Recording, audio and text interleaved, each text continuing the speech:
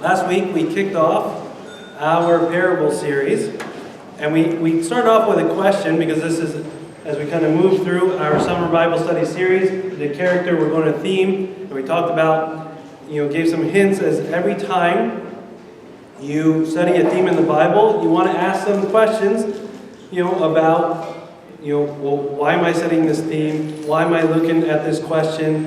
And how is it going to apply to me?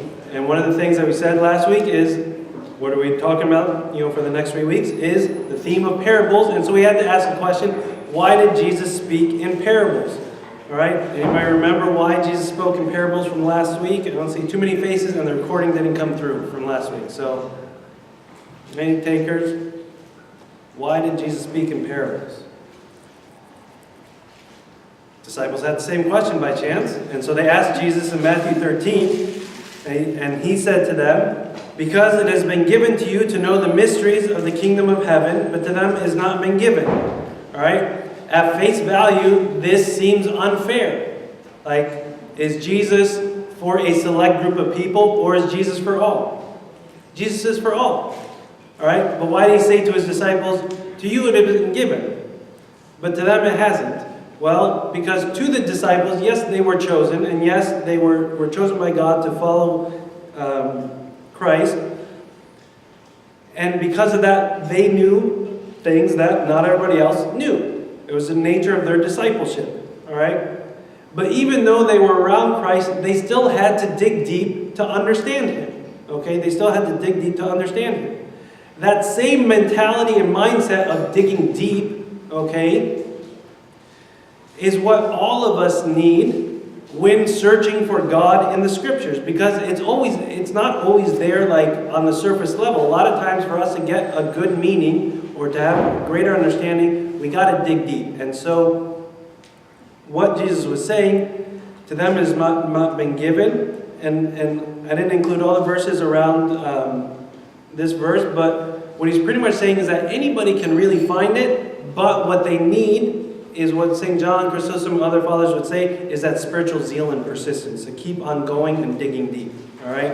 So as we dig deep into parables and get through the surface of parables, we're able to find the real meanings of the kingdom of heaven. The other reason why we talk in parables is because a parable, one, is a relevant story. So they were almost everyday stories that people could relate to. All right, they can see themselves in the position that Christ was starting to paint a picture of. All right, so it was relevant to people. The other thing is that parables are layered. All right, like you remember in Shrek where he says ogres are like onions and they got layers. Like parables are like layers. All right, and you have to keep on peeling the layers to get to not the onion but to the meaning. All right, and so the longer you spend time on a parable, the more you will get from it. Right? That's why some people have been able to write books on parables that probably you and I have read and kind of 5 minutes and moving on with my day. But some people have been able to produce books out of it. Why? Because they've sat and they've looked at it. All right? But the real gem behind parables is because parables reveal a spiritual truth through a relevant story. Okay? The goal is that Christ was trying to reveal spiritual truths to us. And He did it in the packaging of a parable. And if we were to unpackage it, we'd find a spiritual truth, and truth is what changes people. Relative things, or things that aren't true, don't really change you. All right? Like if I told you there is 2% chance of a storm is coming, does that change what you do? No. But if I told you 100% chance a storm is coming, that changes what you do. All right? Because there's truth to what I'm saying. Right? So Jesus was revealing spiritual truths to us. And the truths oftentimes seem counter to the way we think. It seems counter to the way we think. And last week we looked at the workers of the 11th hour, who Jesus, the master of the vineyard, went out in the 1st, 3rd, 6th, 9th, and 11th hour, and he brought people in, and everybody got paid the same. Logic tells us no. You pay the first guy the most and the last guy the least. But Jesus paid them all the same because the goal wasn't the payment. The goal was to get them into the vineyard. Okay? That's how the kingdom of heaven looks out and says, what I want is everybody in the vineyard. It doesn't matter if you come at the 1st hour or the 11th hour. The goal is to get you in the vineyard. All right? So, now, I want to move on to this week, because this week, we're going to have to roll up our sleeves. This is a tough one. All right? And the reason why this is a great parable to try and work through is because everybody in life ends up like this at times. Okay? Everybody in life looks like this, where you're sitting outside, you're taking a break from life, and you're kind of looking at your life and wondering like, man, look at all this energy I'm spending. This time at work, this time in school, this time filling out these papers, these applications, pursuing further education, all these different things. Time in marriage, time in the faith. Like, we look at all our energy that is spent on all these different things. And we start to wonder, we're like, am I doing the right things in life? Am I really focusing on what matters most in life? Or am I just kind of a robot doing what everybody else is doing? You know, when we start to take a step back and wonder, like, have I put too much emphasis on the things of this world versus the spiritual matters of life? It gets us thinking, all right? And that's this parable, okay? It begins to challenge us in when we're pondering how we're spending our time and energy in life, all right? And where we're putting our emphasis in life. So I'll give you my picture. Oh, I put the title underneath the picture.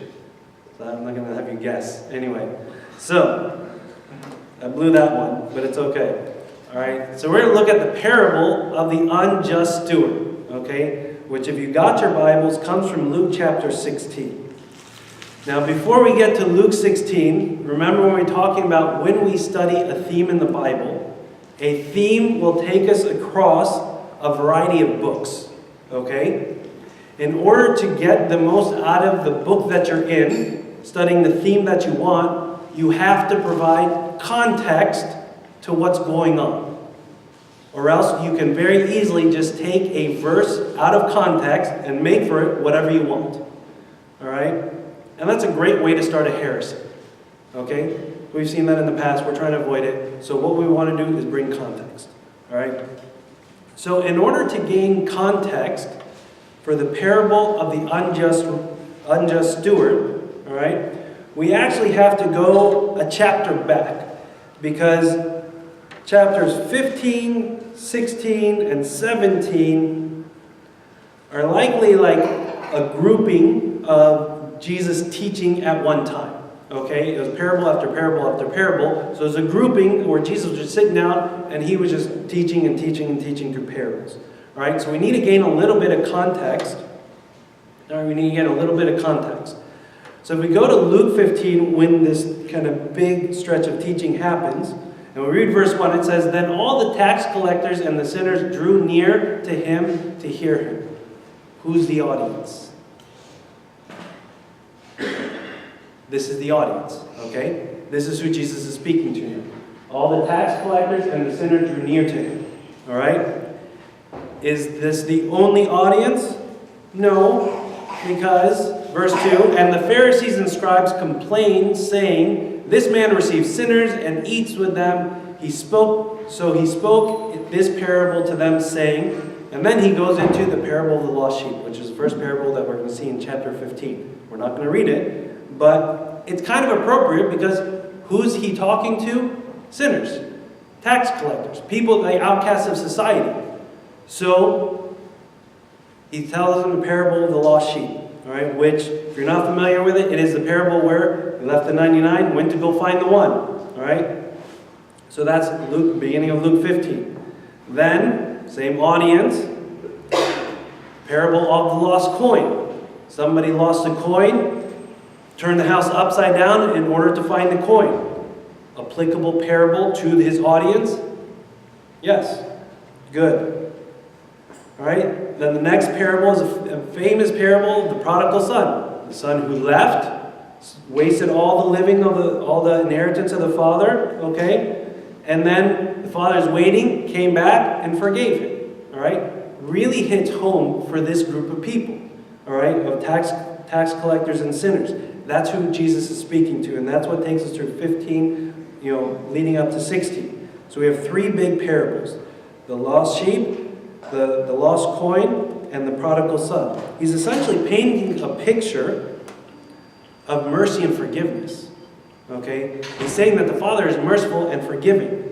When we come back to that, He's looking for us, and when He brings us back, He is merciful and forgiving to us, which is great. We love this aspect of Christianity. Okay? We love this aspect of Christianity. All right? We love to send this message of forgiveness, of mercy, and of grace. And it's a true message. Okay? But the next parable gives us another side to that message. Gives us another side to that message, which we don't really like to focus on. Okay? Which we don't really like to focus on. All right? So it's a parable of the unjust steward. Luke 16:1. He also said to his disciples, there was a certain rich man who had a steward, and an accusation was brought to him that this man was wasting his goods. Not to stop on every verse, okay? But who's the audience? The tax collectors. How are they referred to?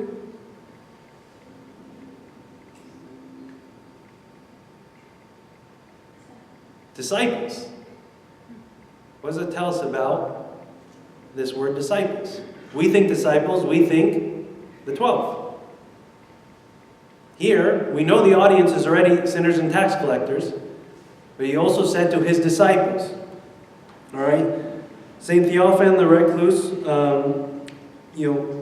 had a commentary on this, that pretty much anybody who followed him was a disciple. Anybody who followed him was a disciple. If we kind of think back to Lent when we read the story of the blind man in John chapter 9. And after the blind man was healed, and they're going back and forth, who healed you? How did he do it? All these different things. And finally the blind man said, do you want to be his disciples? Right? So anybody who is following after Christ was considered a disciple. Okay, was considered a disciple. So even though he's saying the word disciple, his audience is the tax collectors and the sinners around them. All right? So he sets it up. There was a rich man, okay, a certain rich man who had a steward, and an accusation was brought to him that this man was wasting his goods. So a rich man looked into it, called his steward, and in verse 2, I'll read it from my paper, it says, so he called him and said to him, what is this I hear about you? Give an account of your stewardship, for you can no longer be a steward. Rich man heard an accusation, brought him in and said, tell me what's going on. But what was the end result? You're fired. Pretty much. You're fired. Very nice, like whatever account you're going to give me, you're fired. All right? So that was the result. An accusation was brought. Give me an account of it, you're fired. You don't have to leave, I didn't fire you. All right, so you're fired. Now let's read verses 3 through 7. They're not on the screen, okay? This is why I challenge you to bring your Bible so we can wrestle with the text. All right, 3 through 7 and 16. Then the steward said within himself, what shall I do? For my master is taking the stewardship away from me. I cannot dig. I am ashamed to beg. I have resolved what to do, that when I am put out of the stewardship, they may receive me into their houses. So he called every one of his master's debtors to him, and said to the first, how much do you owe my master? And he said, 100 measures of oil. So he said to him, take your bill, sit down, and quickly write 50. Then he said to another, how much do you owe? So he said, 100 measures of wheat. And he said to him, take your bill and write 80. So the master, okay, we're going to stop there. So what did this unjust steward do? He knew he got fired. So essentially, what did he do with all the people who owed his master, the one who just fired him? What did he do? He gave him a discount, pretty much, okay? There's commentaries back and forth about, like, why he did the discount, and he was giving them the percentage off that he was going to take off the cut from his master, and all these different things. That's not the point of the parable. Remember, we want to dig into parables, but sometimes we have to be careful about drawing too many conclusions. Okay? So we don't want to focus on that. Pretty much our main focus right now is that he got fired because he wasn't a trustworthy steward. He went, he gave all his master's debtors a discount to settle like affairs, in hopes that when he loses his stewardship, which he would lose his place to live, that because he helped them, that when he goes knocking on their door saying, I need a place to stay, they'll be like, oh yeah, come in, you give me, you help me. You scratch my back, I scratch your back, sort of mentality going on. All right? A couple things we want to point out from just these couple verses. Okay? What was a steward? A steward, okay, was responsible for all the workings of a home or a business, okay? Think of it as like a high-level manager, all right? You have like the CEO, and then the next under him, that was a steward who would manage the company, all right? And when the CEO wanted, he could come in and check in and be like, okay, what have you been doing? Okay, I'm hearing some murmurings, what are you doing? So the steward was the manager of the house, all right? The possessions weren't his or her own. The possessions all belonged to the CEO, to the master. But they were managing. All right? We also see in this steward, though he was shady, he was self-aware. He was aware of himself in two ways. One, he realized he never did any of the work, so he had no idea how to work. All right, how to actually dig, how to use his hands. So he knew that, and he knew that he had a lot of pride. He's like, I'm not begging. There's no way I'm going to the streets to beg.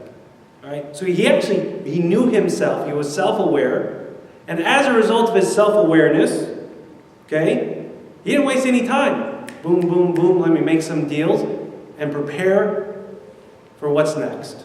Okay. He was looking ahead, because I know this is like what's going to happen. Let me prepare. Boom, boom, boom. Are we all on the same page? Great. This is where it gets messy. Okay? This is really where it gets messy, so I need everybody to kind of sit tight. I'm going to read 8 through 12, okay, just to give us an impression of how messy it's going to get, and then we're going to go back and piece through it. 8 through 12. So the master commended the unjust steward because he had dealt shrewdly. For the sons of this world are more shrewd in their generation than the sons of light.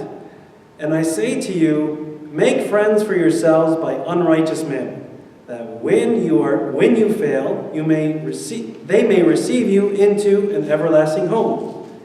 He who is faithful in what is least is faithful also in much, and he who is unjust in what is least is unjust also in much. Therefore, if you have not been faithful in the unrighteous mammon, who will commit to you the true riches, who will commit to your trust the true riches? And if you have not been faithful in what is another man's, who will give you what is your own? Doesn't that make total sense? All right? As I was preparing for this week, most of the commentaries that I was reading all said this is probably one of the most difficult passages. Now, what is being true? Everybody knows. What's shrewd? Huh? Clever. Okay, clever. Pretty close, all right? Shrewd is a display of sharp power, like a sharp power of judgment. So clever, but he's also like quick thinking. He's looking ahead and he's being like, oh, problem's coming up, let me act now. All right? So what God is commending, what? Is kind of the self-awareness and the reaction to it, right? So he's looking and be like, smart guy, all right?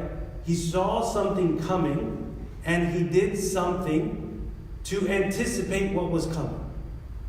All right? He acted wisely. All right? So God's not commending his ability to be shady. He's commending his ability to be self-aware and to plan. Okay? And to plan ahead. St. Augustine commented, "It is not because that servant cheated, but because he exercised foresight for the future. When even a cheat is praised for ingenuity, Christians who make no such provisions blush." Okay? That's what God is looking at. He's saying, like, he had foresight. He acted with foresight. Alright? And then he says, "For the sons of this world are more shrewd in this generation than the sons of light." Alright? So we have a little comparison. Sons of the world and sons of the light. What are we trying to pull from this comparison?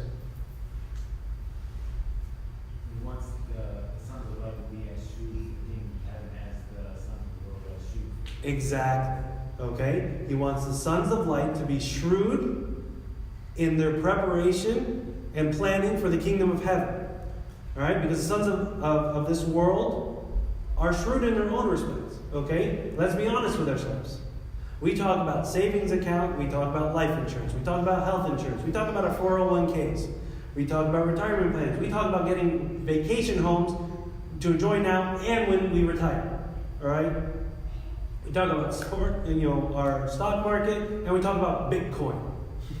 Okay? We read about Bitcoin, trying to get rich really quick. Alright? That's what we spend our time and energy. We're clearly planning for something.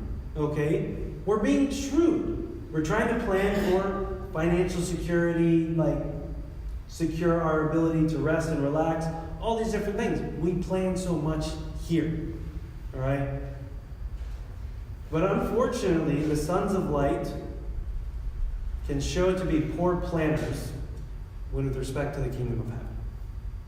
Okay? We can be poor planners with respect to eternity. Alright? We put it off because we're planning for other things. We're casting our shrewdness somewhere else. Alright? And we're not planning for eternity. We struggle in our reading of Scripture. We struggle in our discipline with our spiritual rules.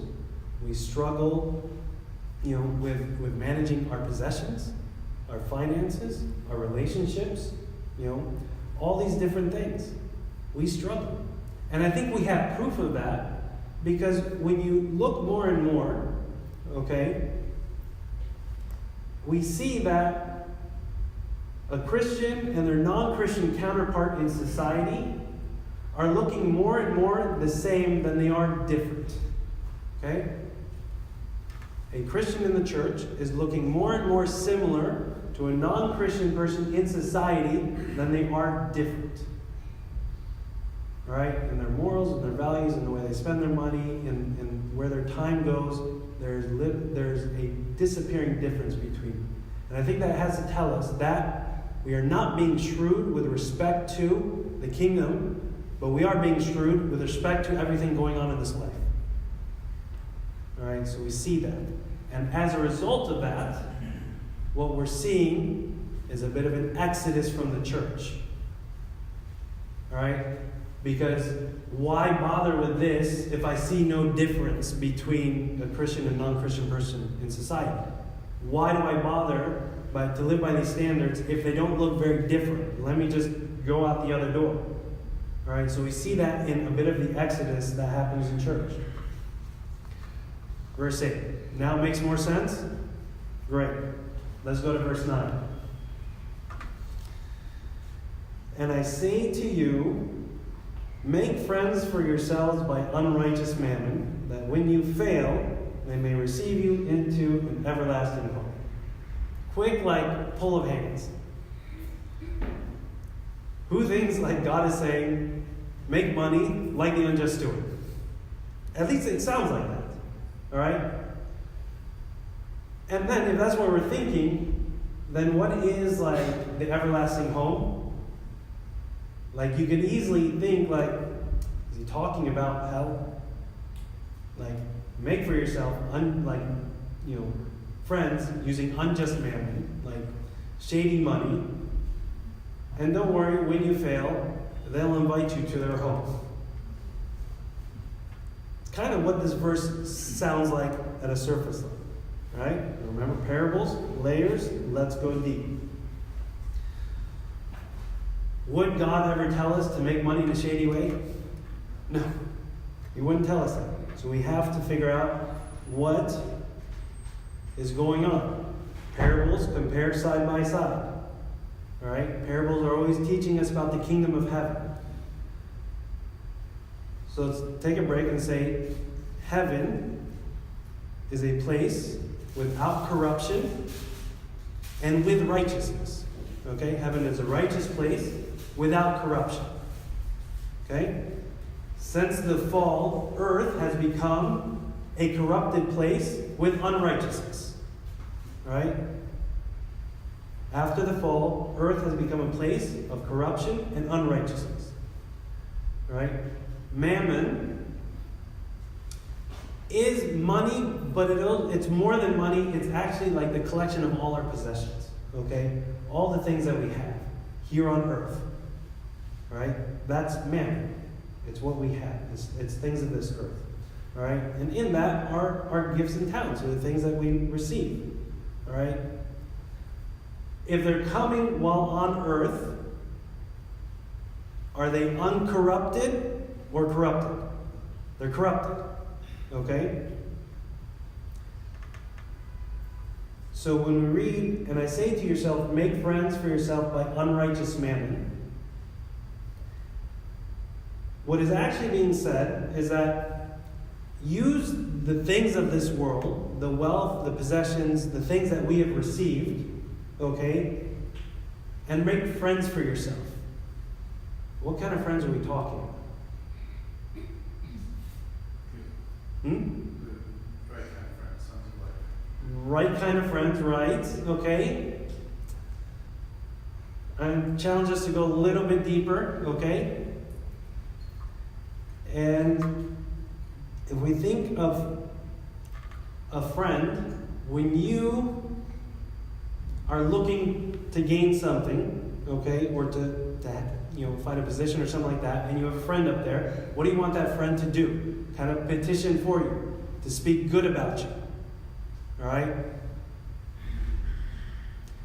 There's a group of the population here that are suffering, okay, that because of their suffering will be rewarded heaven. They're the poor and the sick. They're those in need. And so the connection here is use the things that we have, our gifts, our talents, our finances, and make friends for yourself, meaning almsgiving. Using your gifts and talents and finances to help the poor and the sick and the needy. Different charities. People who are really in need. Because when you die, they will invite you to an everlasting home. So it's essentially getting people, like the poor, that when they pass and when they are rewarded for the struggles here on earth, and they know that we have helped them, they will petition for us. They will intercede for us. So this isn't about making shady money. This is about using what we've been given, giving it back, okay, which is a spiritual practice of almsgiving, okay, because it helps us detach from the world, do good, help our brother and sister, and when they go, they will call for us, right? Bring context to this. The next parable over, the rich man and Lazarus, which the rich man wanted Lazarus to do what? After they separated, Lazarus had a bad life, poor, and had sores, and dog was licking his sores, and then went to heaven. Rich man went to hell. And what did he ask? Send Lazarus to my brothers. Like, give them a warning. Alright? So, we get that sense that, those who really are suffering here on earth, that don't have what we have, they will be rewarded. And so, we want to give to them, to use what we have on this earth to give back to them. We're good on 9. Yeah. Done. I the message, like I understand the explanation, I'm still struggling with the idea of unrighteous man. Sure. Because how do you reconcile that with the idea that everything God gives us is good, right? Or everything everything on earth isn't corrupt. We can't say that a gift from God, like a good relationship or like a car or even money, we can't say that's unrighteous. Can we? Like even though it's given from the world, we can't really say that's unrighteous, because then we would be calling God's gifts unrighteous if we claim that those things are gifts from God. I see where you're coming from, like the struggle of how do we call things on earth that we perceive as God's gifts as being unrighteous. But the understanding comes more in the understanding that heaven is uncorrupt and that this world is corrupt. That even though it is corrupt, God can give us good things. Okay? And He does give us good things. But it is nothing like what we're going to receive in heaven. Those are different kind of riches. And so when we talk about like the unrighteous mammon or the unrighteous things here, possessions of this world, they are gifts from God. But we still have to use them in a right way. Right? Like they don't, I have a hard time like articulating the response, so I apologize. I'm going to take a break and answer another question and see if I can get my thoughts going. I was just going to try to touch on that Sure. a little bit. I think that, just because it's a gift from God doesn't mean that it can't corrupt you eventually. Like, if you take that gift and use it in the wrong way, it can be something that actually brings you down. So, just because God gave you money, or you were gifted money from God, you believe that's from God, that doesn't mean that if you put all of your faith in that, as opposed to God, then that money can't still corrupt you. So, I think the context is, using the gifts in the right way, even though they can still be things that can corrupt you. And that's the way that I'm sort of trying to wrap my head around it. And you're definitely on the right path, and I couldn't articulate it quite like that, but you're definitely on the right path. Marcus? Yeah, one other thought. Sure. Beginning of that conversation is the Old Testament refers to the tithes. He said, God said, why did you rob me by holding back the tithes? So one thought is that if you're not using that, say tithes, or not using what you have to give to the poor, then you're robbing God, and therefore it's unrighteous. Mm-hmm. Unrighteous to rob God. That's not your money, so therefore it's unrighteous to hold on. Do those two comments help clarify? Yeah. Okay. If not, I think we'll also gain a little bit more clarity as we kind of move through. All right, so we got 9. All right. And if we move on to 10 through 12. He who is faithful in what is least is faithful also in much. And he who is unjust in what is least is unjust also in much. Therefore, if you have not been faithful in the unrighteous mammon, who will commit to your trust the true riches? And if you have not been faithful in what is another man's, who will give you what is your own? All right? We got to unpack these verses. So, we're looking at somebody who is a steward. Somebody who doesn't have the possessions themselves, but these have been given to him to manage, him or her to manage. He who is faithful in what is least is faithful also in much. When we look at all the gifts that we've received, the gifts and the talents and the possessions that we have, right? Which they could be our marriages, our children, families, friends, service, jobs, personality traits, all these different gifts that we've been given. Okay? We've been given these gifts, and our belief is that we've received them from God. We received these gifts from God. How are we managing these gifts? What are we doing with these gifts? Are we being good stewards with these gifts, or are we being careless with these gifts? So many of us feel as if we are kind of empty on the spiritual realm. Like we're wondering, like, what am I doing? Where's God taking me? Like, I have this relationship that's a mess. I'm putting all this time into work, and I don't know why I'm spending all this time into work. Like, we're uncertain. There's so much confusion in life. And we're wondering, like, God, where are you in this? And a lot of times we've gotten to that point because we've been unfaithful. We've been unfaithful in the things that God has given us. Meaning, we haven't sowed good seeds in our marriages.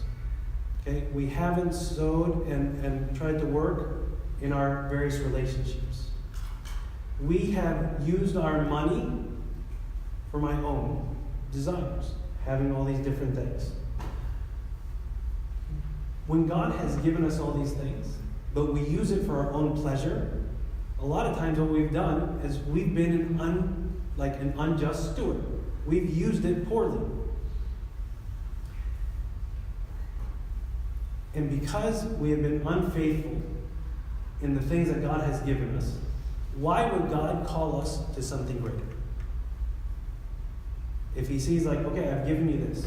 Have you used it? Well, I haven't done much with it. Why not? I know, it was kind of hard, like, life got busy, work got busy, I had all these distractions, so I didn't pay attention. I didn't sow a good seed in my marriage. Okay, but if you're not sowing a good seed in your marriage, why am I going to give you other relationships in your life? If the one relationship I've given you, you haven't been a good steward over, why would I give you the care of other relationships? Right? And you can kind of take that thought and you can apply it to a whole bunch of different arenas in life. So if we've been unfaithful, God is not a fool. He's not going to all of a sudden say, I want you to start this great mission and I have this great vision for you. He wouldn't do that. We wouldn't do it. If we give something to somebody else and we see them squander it, would you go back and be like, hey, let me trust you with something bigger? No. We'd say, show me what you do with this. The next time I'll give you a little bit more. The next time I'll give you a little bit more. And it's going to train you. All right? Finances. I totally understand as students and young professionals, like as we're trying to build ourselves financially, it is hard to get in our minds that, like, I have very little, but, like, let me give. Okay? Let me just hold on to, so I end up holding on to my money. Thinking that, don't worry, one day when I have a lot of money, I will be generous. It's not going to happen. Why? Because we're so used to holding on to our money. But even when we have little, we give little. We've been faithful with what has been given to us. We've been a good steward with what has been given to us. And therefore, as we get older and as we receive more, God will bless us.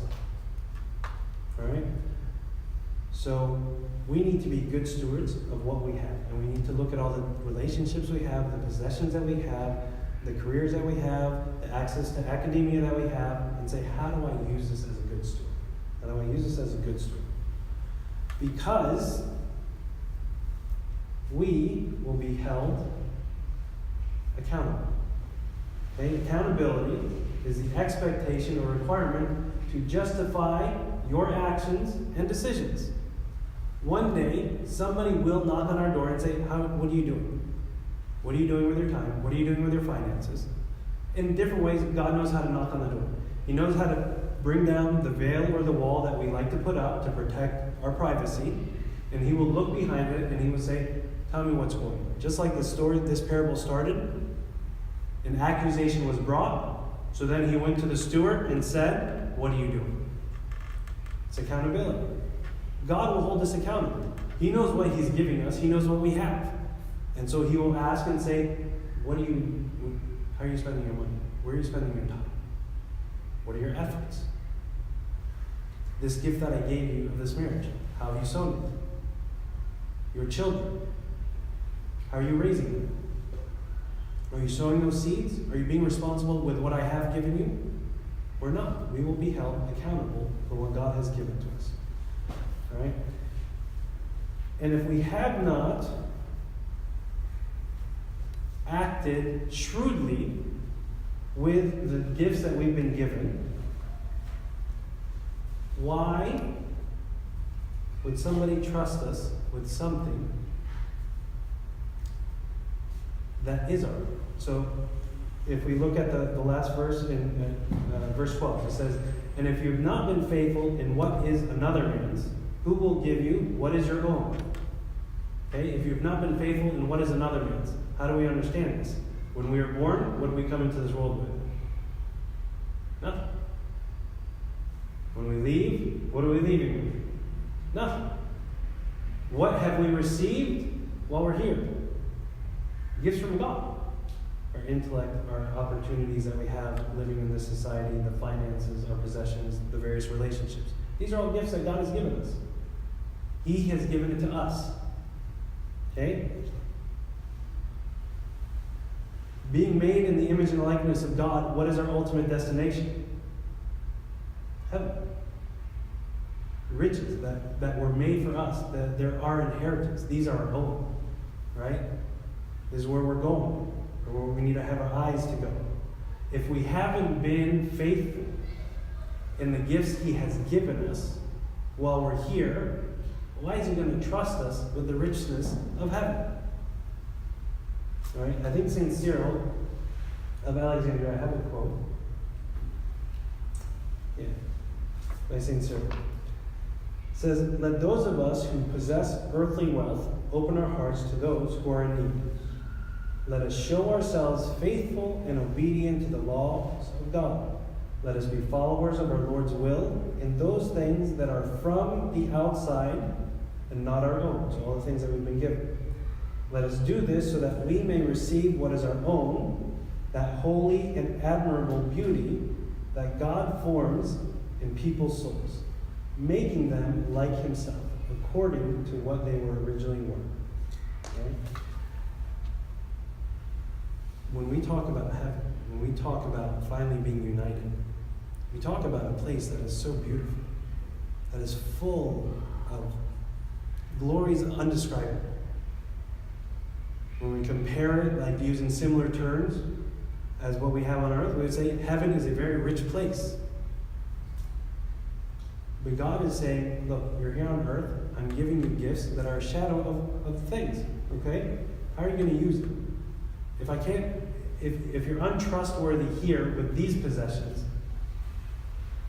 what are you going to do when you're up here with all these possessions? So He wants us to grow and to be faithful and to be accountable. That help with these last couple of verses? Great. So we're just going to touch on the last verse of this parable. No servant, this is verse 13 in Luke 16. No servant can serve two masters, for either he will hate the one and love the other, or else he will be loyal to the one and despise the other. You cannot serve God and mammon.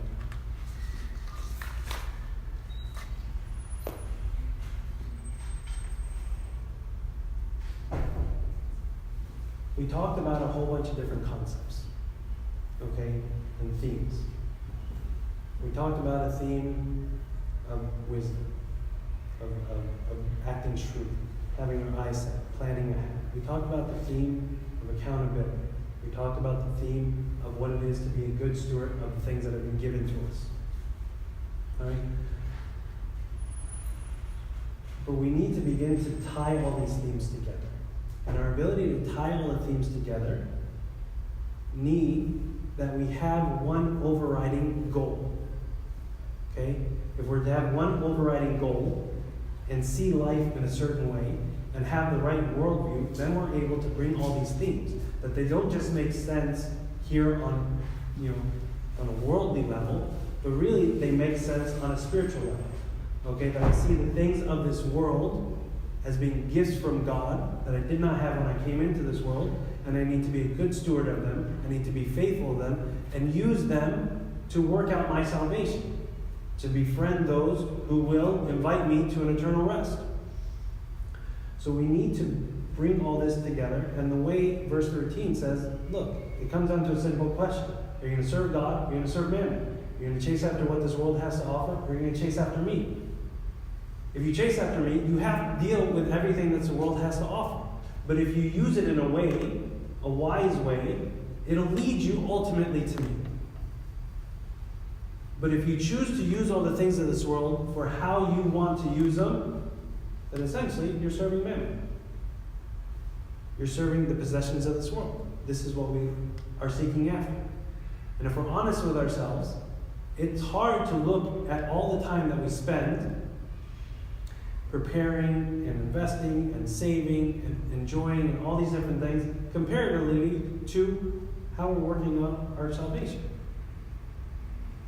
Like if we, not that it becomes like a minute per minute, but if we compare all the minutes we spend talking about things of this world versus God, minute-wise, I'm sure like it's small. All right? But we need to challenge ourselves in that respect. That needs to say something about where my mind is and where my heart is and what I'm actually working towards. All right? So one of the common questions that I think this parable gives us some insight on how to answer is like, well, how do I begin to follow God? Where do I begin? And I think we have some good questions to ask ourselves. One, who are you serving? Who am I serving? Am I really chasing after everything this world has to offer? Or am I chasing after God? Because if I'm chasing after God, I will be shrewd in my spiritual rule. I'll be shrewd in my spiritual practices. All right? Are you shrewdly planning your life? Spiritually speaking, are you shrewdly planning your life? Are you being so calculated about it? All right? How are you expending your time and energy? With the gifts that you have, how are you using them? This gives us a tangible way to look at our lives and be like, which road am I going down? Where's my focus?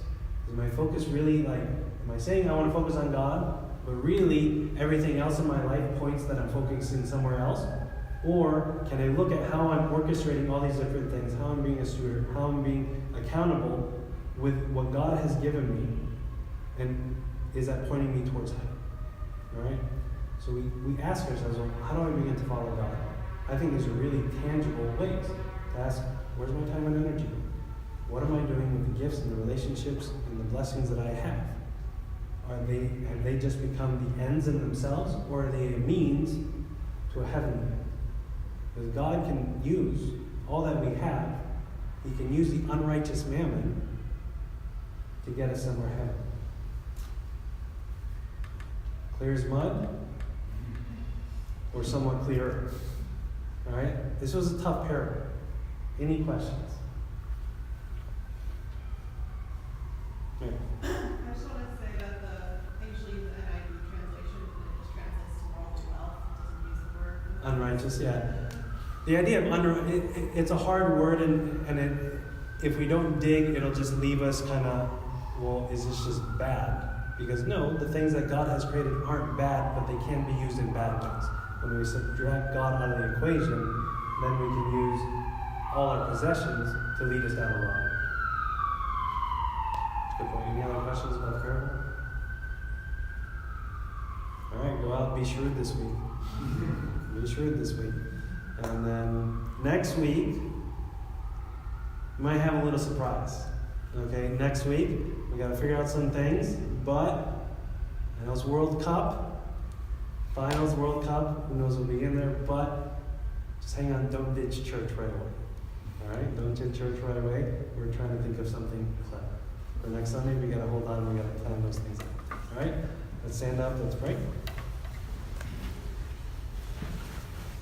In the name of the Father, and the Son, and the Holy Spirit, one God, amen. We thank you, Lord, for the blessings. We thank you brought us here.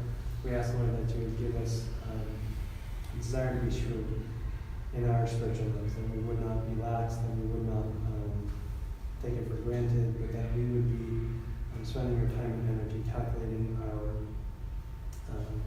efforts and our focus in life, and help us to use the things here, the gifts, the talents, possessions, to propel us towards you.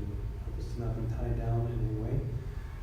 Thank you, Lord, for this day. Help us enjoy it through the intercessions of all your saints who praise you from the beginning. Here it says we say, Our Father, who art in heaven, hallowed be thy name. Thy kingdom come, thy will be done, on earth as it is in heaven. Give us this day our daily bread, and forgive us our trespasses, as we forgive those who trespass against us. And lead us not into temptation, but deliver us from evil one. In Christ Jesus our Lord, for thine is kingdom, and power, and glory. Now the love of God, the Father, the grace of his only begotten Son, our Lord, God, and Savior Jesus Christ, and the gift of the Holy Spirit, who will be all glory, peace, and